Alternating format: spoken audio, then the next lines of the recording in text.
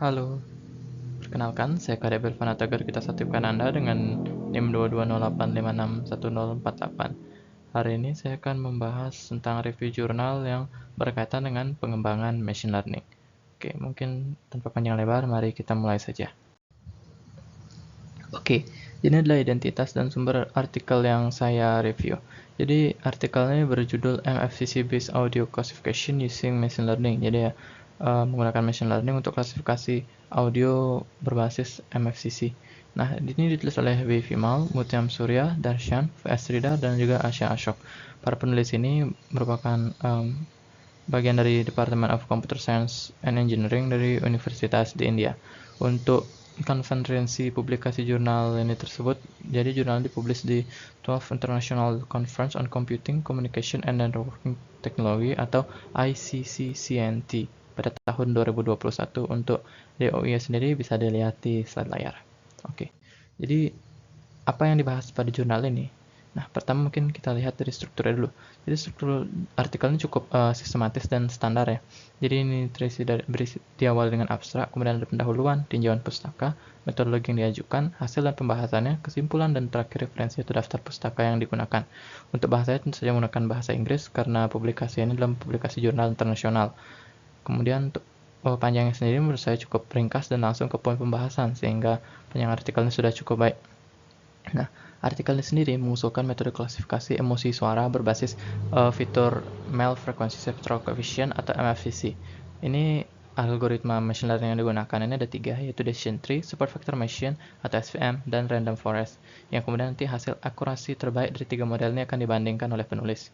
Nah, dataset untuk melatih itu sendiri merupakan dataset RAFDAS atau Rayerson Audiovisual Database of Emotional Speech and Song yang terdiri dari suara-suara 24 orang, itu 12 pria dan 12 wanita dengan 8 jenis label emosi. Itu ada netral, tenang, senang, sedih, marah, takut, terkejut, dan juga jijik. Untuk metodologi tetahapan pada penelitian di artikel ini itu mengikuti metodologi pembangunan model machine learning standar ya. Jadi mereka mulai dengan pengumpulan data. Untuk data itu sendiri seperti yang dikatakan tadi itu dari RAFDAS dataset. Kemudian mereka melakukan ekstraksi fitur itu menggunakan MFCC. Jadi di sini mereka mengambil koefisien MFCC dari tiap frame audio. Itu yang mereka gunakan hanya koefisien 1 sampai 13. Jadi ada 13 koefisien dari tiap frame audionya yang kemudian mereka jadikan sebagai faktor fiturnya. Nanti faktor fitur itu tentu saja kan digunakan untuk membangun model dan melatih model. Ya, seperti yang dikatakan tadi ada 3 model, yaitu Decision Tree, SVM, dan Random Forest. Ketiga modelnya akan dilatih menggunakan data yang sama dan nanti hasil akurasinya bakal dibandingkan.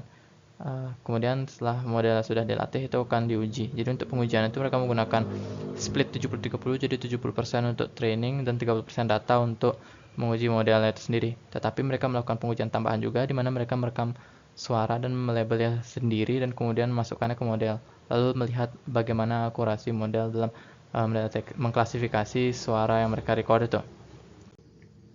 Baik, setelah mereview jurnal ini, saya rasa ada beberapa kelebihan dan kekurangan yang perlu dibahas. Untuk kelebihan itu yang pertama adalah artikel yang to the point.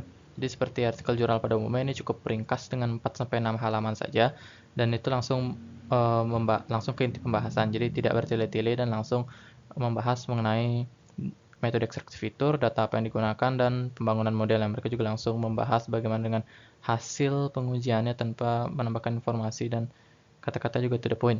Untuk selanjutnya itu ekstraksi fitur yang mereka gunakan itu cenderung baik. Mereka menggunakan MFCC yang memang optimal dalam komputasi seperti ini karena MFCC itu dapat merepresentasikan karakteristik sinyal audio dengan cara yang compact atau mudah untuk komputasi.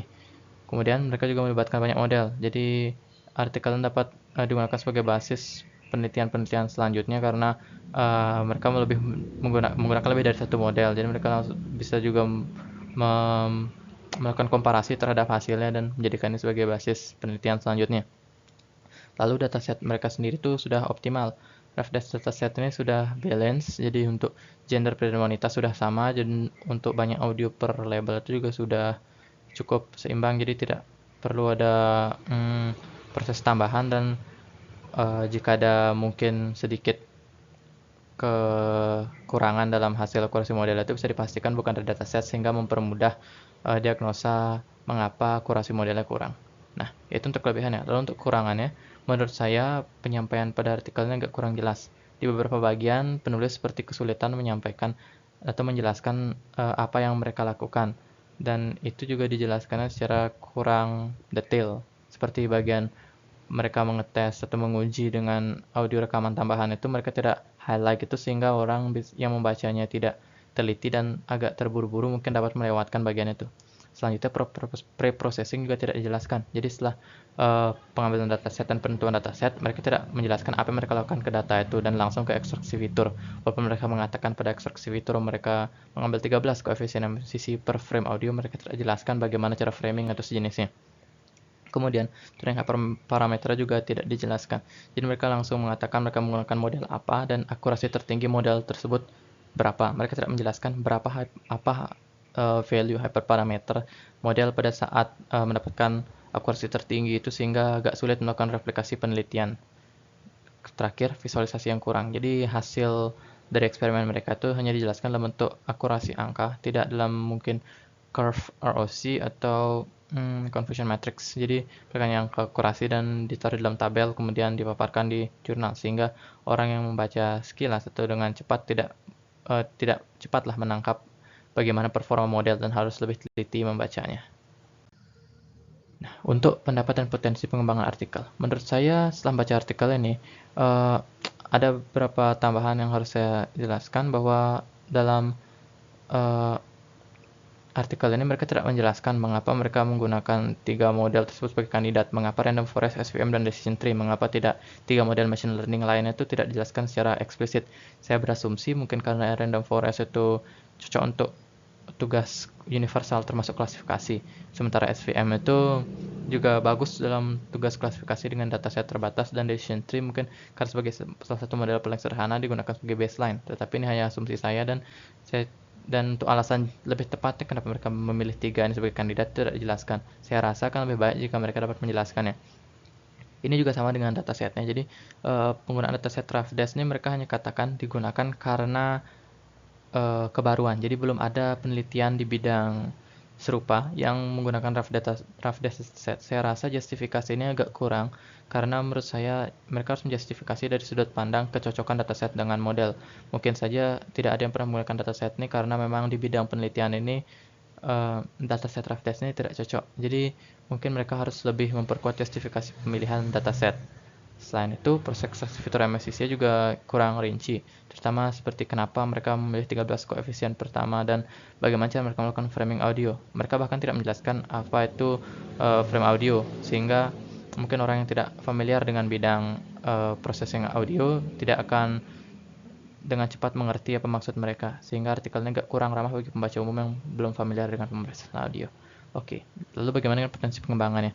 Walaupun saya mengatakan hal tadi, tapi menurut saya penelitian ini memiliki potensi besar untuk dikembangkan, terutama dengan fokus yang lain. Kalau sekarang memang dia model mana yang paling cocok, mungkin selanjutnya adalah ekstraksi fiturnya mungkin bisa dioptimalkan, atau mungkin dapat menggunakan model deep learning. Selain itu, ini juga bisa menjadi fondasi dalam penelitian tentang integrasi sistem klasifikasi audio nih.